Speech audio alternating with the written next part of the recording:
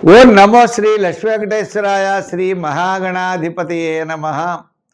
ఉగ్రం వీరం మహావిష్ణుం జ్వలంతం సర్వతోముఖం నృసింహం భీషణం భద్రం మృత్యుర్నమామ్యహం. ప్రేక్షకుల నమస్కారాలు తెలియజేస్తూ మనం ఈ వారం రాశి ఫలాలు తెలుసుకుందాం. మనకి మే 17వ తారీఖు నుంచి మే 23వ తారీఖు వరకు ఉన్నటువంటి గ్రహాల యొక్క పరిస్థితులను అనుసరించి మనం రాశి ఫలాలు తెలుసుకుందాం. మేషరాశిలో కుజుడు, వృషభ రాశిలో రవి బుధులు, మరి గురు శుక్రులేమో మిథున రాశిలో, సింహరాశిలో కేతువు, అదేవిధంగా మరి కుంభరాశిలో రాహు, మీనరాశిలో శని. ఈ గ్రహాల యొక్క పరిస్థితి ఇలా ఉండగా మనం రాశి ఫలాలు తెలుసుకుందాం. మిథున రాశి. ఈ మిథున రాశి వారికి మనకి జన్మంలో గురుడు, జన్మంలో శుక్రుడు, లాభంలో కుజుడు ఉన్నాడు. అంటే స్థిరాస్తి డెవలప్మెంట్స్ బాగుంటాయి. అంతేకాకుండా ఆత్మస్థైర్యం కూడా ఎక్కువ ఉంటుంది. విందులు వినోదాల్లో పాల్గొనే అవకాశాలు ఉంటాయి.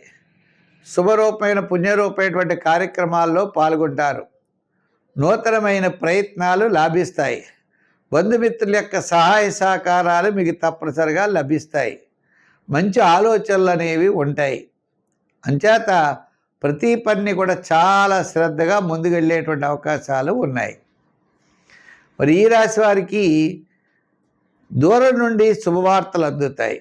వార ప్రారంభంలో అకాల భోజనము, శ్రమ, వార మధ్యలో కార్యజయం, ధనలాభం, వారాంతం మంచి ఆలోచనలతో ముందుకు వెళ్ళగలుగుతారు. ముఖ్యులు కలుసుకుంటారు. చక్కటి నిర్ణయాలు తీసుకునేటువంటి పరిస్థితులు ఉన్నాయి.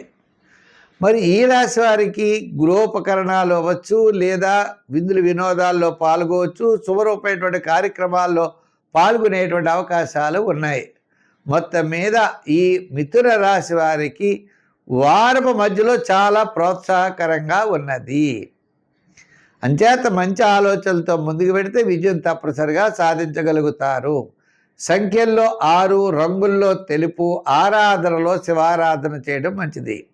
గురు చరిత్రలు, దత్తాత్రేయ చరిత్రలు లాంటివి పారాయణ చేయడం, శివారాధన చేయడం, శివ పంచాక్షరి రోజు చదువుకోవడం.